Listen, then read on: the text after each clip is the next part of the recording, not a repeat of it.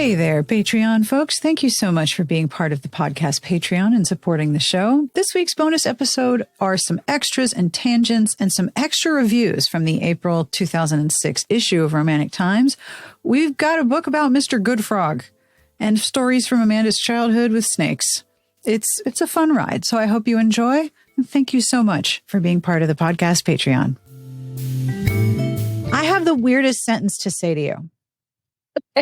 Okay, so I read on Blue Sky, which is the platform that I kind of like the best at this point, mostly because people I used to follow were there and they're active, so it's interesting. That Laurel K. Hamilton made a TikTok about how self-publishing is bad. Is that not the strangest combination of like 2005 and 2024? Why? What is her argument that like, why is self-publishing bad? The books are bad. The books are all terrible. It's just terrible, terrible. Everything's bad. Sounds, one, super gatekeepy. And two, I feel like we're in an era of self-pub doing very well, so much so that they get picked up by publishers and repackaged. Oh. Like Kimberly Lemming. Her books were self-pub, and now they got picked up and rebranded and stuff like that. They got good covers. Like her covers were good before. Her illustrated covers were extremely good. They conveyed like the tone and the style and everything. But the new ones, like the old-fashioned clinch illustrations, those are gorgeous. Yeah. Those are so great. And also, like, if you think of the racial implications of, for a long time, BIPOC authors would self-pub because publishers weren't picking up diverse stories because people can't connect with the characters or whatever. So, to say nothing of the fact that a lot of publishing executives are white and the sales channel is white and the sales venues are white and the sales operatives and the marketing department is white. Like, yeah, they got a little white problem. That said, you don't see any people of color being selected to be the book to go on a cruise with the whiniest man on TikTok. I hate that man. With that little chain he wears all the time. I just need him to stop yelling. Here's what I want. I want people to not have to hold the microphone of their headphones right here and then yell into it. Like first of all, you're yelling into a TikTok. And second of all, why are you yelling? Like, I understand that volume is important, but like, why are you yelling? I feel like there's a certain level of content creator. And I'm not like, alluding to anything, but there are content creators where their volume is always very to tough. 11, right? Like they're always excited. It's really funny because recently a podcast that I listened to had a TikToker on as a guest, and they've never had guests. And so the two hosts have been doing this for a year now. And I would like one of the hosts so much. He's so great. And the TikToker came on. And I saw the new episode. I'm like, who is that? So it was a Patreon episode. So I go to Patreon. All of the comments are, oh my God, why is she screaming? Why is she screaming? I had to keep turning it down and then turning it up. Why is she yelling? Does she not understand that not everything is TikTok? Even outside of TikTok, this person's volume level was turned all the way up.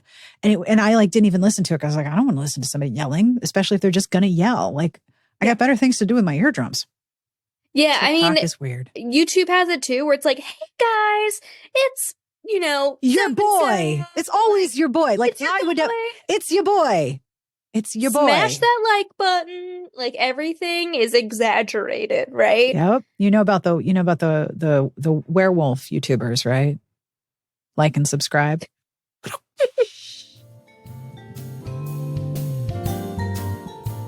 I feel like the print magazine, because I was a junior in high school in 2006. I feel like the print magazine was really dated for being 2006. Yeah.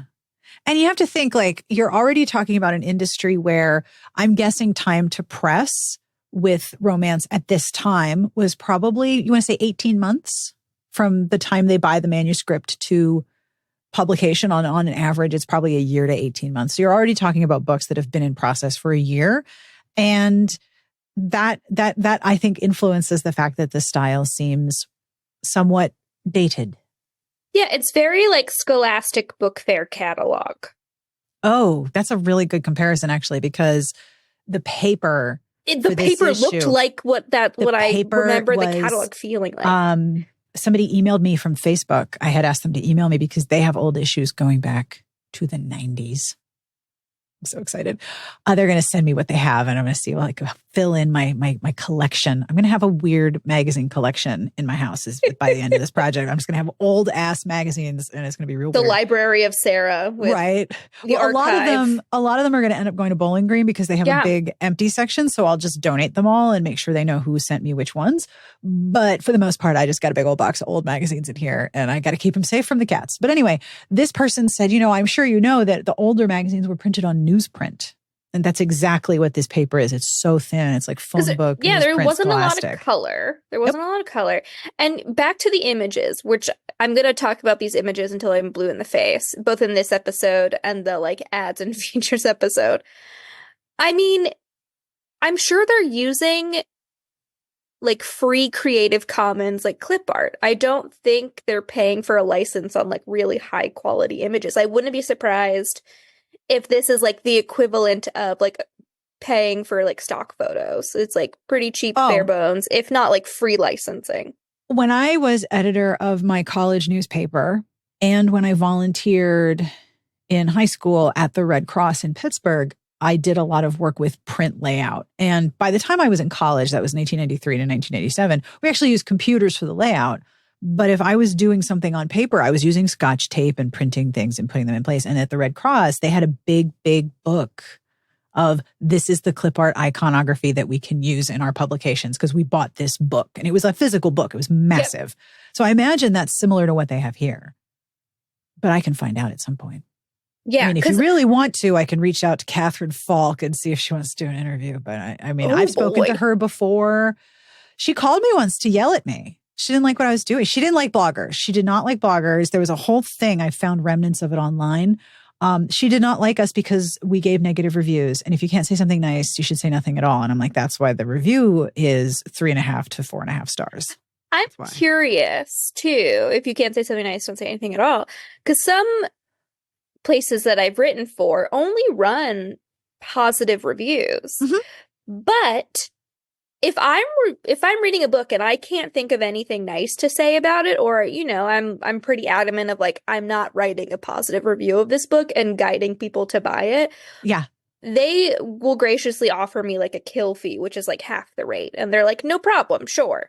But I'm very curious if RT Book Club offered a kill fee for their reviewers, or if they were just like forced to kind of like phone it in if they had to. That's a good question. I don't even know how much they were paying. And then also, it makes sense too why we look at some of like the lower reviews, like the 2s and even 1s, and they don't feel like bad reviews. They feel like, just empty air word nonsense. Mm-hmm. Because like they have to be critical without being critical. Yes. And I think it's important, especially for me, to remember who the audience is and who they're interested in protecting, for lack of a better word. Their money comes from publishers and their money comes from authors. They're not going to go wail on any of those groups because that's where their actual revenue is from. That's been a problem for me and for other writers online as well, because some people in publishing understand the concept of like marketing and review being very separate and critique and marketing being a separate thing. And some people do not. Like I've had ads dropped because I called into question something that another part of the publishing house did. Do you remember when Snooki wrote books? Oh my gosh. Yeah. She did a video where she was like visiting, I want to say it was like the Simon & Schuster offices, and like had them all turned into Guidettes and like had a fashion show and was like calling people names. And I was just like, this is so embarrassing. Like I have secondhand embarrassing. This is embarrassment from this. This is so embarrassing. And they dropped ads with me. They're like, we're not doing business with you. The thing, like, okay. I mean, this is like a separate episode. Yeah. Separate episode of like, it's not personal, right? No. And I think Sarah, in editing the reviews, Sarah does a good job of making sure that our critique is not leveled at the person, the author, the writer. It is leveled at the content. Yes. And it is rare for me as a person to read a book I did not like and writing off the author completely and be like, I'm never going to deal with anything that this person writes ever again. Like even, No. A book I just DNF'd, Calamity by Constance Fay. I liked what the author was doing, and I love sci-fi romance. And so she has book 2 in the series coming out, and I am willing to read it and give it a try again. Like, it wasn't so egregious that, it's not like a mark against the author. I mean, of course, if you're behaving badly, that's a separate issue. But if you've offended me on a visceral level, I might just say, okay, your content is not for me. But for the most part, I see the book and the author is so very far apart, and I understand that the author does not. I totally get it, but that is not how I see it. And I don't see that the book is solely the product of the author, because other people have things to do with it, which is why I try very hard to keep the criticism and the review content discussing the book, the narrative, the story, the plot, not the author. Did you ever hear about the publicity stills for Jane Russell in The Outlaw? No. So Jane Russell she was the dark-haired woman in Gentlemen Prefer Blondes. And in the press imagery, the picture of her was like from the side with her boobs out and her arm back against a hay bale, but just like boobs that you would just pay attention to. And they had a hard time getting it through the Hays Code because it was too much. But like, yeah, I'm looking at it right now. Yeah, you can see her with her arm back and the boot. Like, first of all, bras don't do that anymore. Whatever bra action was happening, bras don't do that anymore. But also, that's, I think, what that illustration is referencing. And it's like, that would be cool for the whole cover, but that wouldn't be Romantic Times. No. I mean, it's a magazine for fiction lovers, so yes, we could shoehorn it in. True.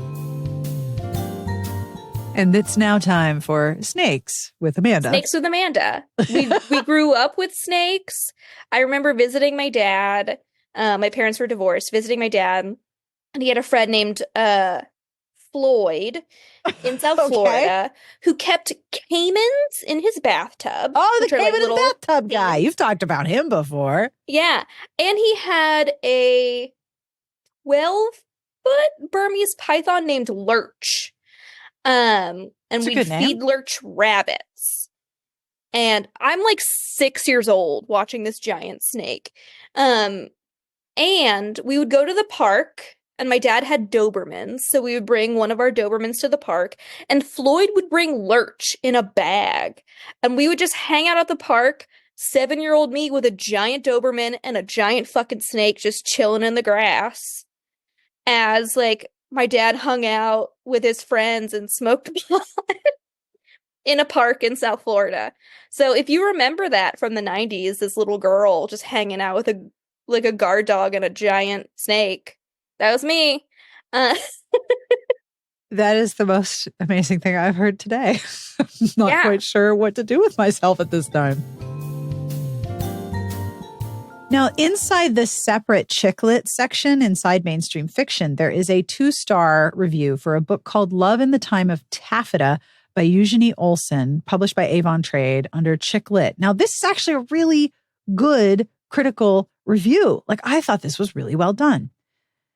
Okay, the name is Iley. Eiley? We're going with Eiley. Eiley Gilbert is treading water. Her photography career is stalled, and due to some poor and heartbreaking decisions, she's lost her muse. Needing a job, she takes a position as an assistant to a prom photographer and proceeds to make even worse choices. This was like the I make bad choices slapstick humiliation form of chicklit, I think. William, her boss, is handsome, troubled, and married. Their affair, oh honey, set against the backdrop of prom season, is like the dances they photograph, alternately glittering and tacky. As Eiley struggles to begin to make some good decisions for herself, she finds inspiration in helping a bad girl who keeps appearing at each prom. In helping Tina, Eiley not only finds her muse, but a man worthy of her love. So here's the review part. Apart from her love for her dog, Gary, Eiley is not a sympathetic or engaging character. For the majority of the book, she makes selfish and bad decisions that are impossible for the reader to identify with. Additionally, the supporting characters in the book, from William to her friend Erin to Tina, are little more than cliches, making their respective journey less than compelling. The neatly tied up ending does little to salvage this book that many will struggle to finish. Ouch, damn, okay. Yeah. Yeah, got it. Okay, I understand. Sure. pick any for chick lit, but I looked at Mr. Goodfrog, right? You didn't So look at Life, finding Love, and Mr. Goodfrog. Linguini? I looked at that one too, but I'm like, the titles are catchy and weird. I was like, I don't know if there's anything here to talk about. No, there's nothing. It's just the But title. the Looking for Mr. Goodfrog, before I looked it up, I, in my head, had conjured this image of, like, I wouldn't be surprised if it's one of those chick lit covers where it's just, like, an illustrated image of, like, a frog in a crown on, like, a lily pad. And it's kind of like that, but it's not like that pastel-y, like, clip art illustration that a lot of the chick lit books have. It's like a photograph almost. But that's what I had conjured in my head, and then I had to look it up to see if I was right, and I was wrong. It's so bad. I'm trying so hard not to laugh into the microphone. You can probably hear me squeaking. When I looked at it, I was like, oh, is this like the new cover? What does the real original cover look like? No, that is the original cover. That's the original cover. It's looks like a plastic model of a frog with a crown on a red napkin on a white plate on a red table with a metal chair behind it. Yeah. Like, this is a weird piece of clip art. This is a very weird piece of clip art. Mr. Goodfrog. Mr. Goodfrog. Anyway, I also wanted to draw your attention to speaking of finding 2024 trends in a 2006 magazine. Amateur Sleuth on page 86, Getting Old is the Best Revenge by Rita Lakin. Never trust anyone under 75. That's the motto of the brand new Glady Gold detective agency based at Lanai Gardens Retirement Home in Fort Lauderdale, Florida. No more sitting around a pool. Just call it the Villages. Yeah, Let's right? not play games. Look, it's not in Miami. It's not Kings Point. It's the Villages in Fort Lauderdale. No sitting around the pool for these senior citizens. Retired librarian Glady has always loved reading murder mysteries, and after extricating herself from a little situation last year, she and her friends have latched onto a new career in their golden years. They are solving crime as septuagenarians, which is a trend we have talked about. Isn't it wild? Time is a flat circle. It all comes back around. It always does. It's the Bruce Springsteen theory of publishing. Everything dies, and that is a fact, but maybe everything that dies someday comes back. I'm going to paste an image in the document. This was the original Alora's Cave cover. I can only imagine. I can only imagine. Oh, boy. Wow. He looks so bored. Is that Michelle Pfeiffer? It kind of looks like Michelle Pfeiffer. There's like an overexposed image of a woman who looks a lot like Michelle Pfeiffer as the sky. And then over on the left is this very waxed, shirtless, muscular guy. Mm-hmm. With his hands on his waist. Mm-hmm. He's wearing a thumb ring. That's how you know it's 879 AD. He's got the thumb ring. And his hair is pulled back, and he's kind of looking up at the sky. Like, he's so bored. Like, he is waiting. This is the expression of somebody. Hopefully they would be wearing a shirt because, no shirt, no shoes, no service. This is the expression of a guy who's just waiting in line at the fast food place and is looking at the menu and just waiting for the guy in front of him to place his order. And he's going to get up to the counter. He's going to be like, let me get like he hasn't just been looking at the menu for 10 minutes. Yeah, that's this guy. Yeah, the new cover is better. The new cover is gorgeous. Well, Michelle Pillow, I think I did an interview with them like several years ago. They're also a cover designer. Oh. And we're designing a lot of erotica covers, and they gave me a lot of information about why you Photoshop out the butt crack, because butt crack would get flagged as inappropriate. Or, the Adonis belt, the muscle ridges that go into a guy's pants, that's fine. But a butt crack, no. Nipples, no. You have to like Photoshop on a top to cover what might be a nipple. Like it was really interesting. I'll try to find it in the archives. On the new cover, it mentions that this was a winner of the 2006 RT Reviewer's Choice Award. Well, heck yeah.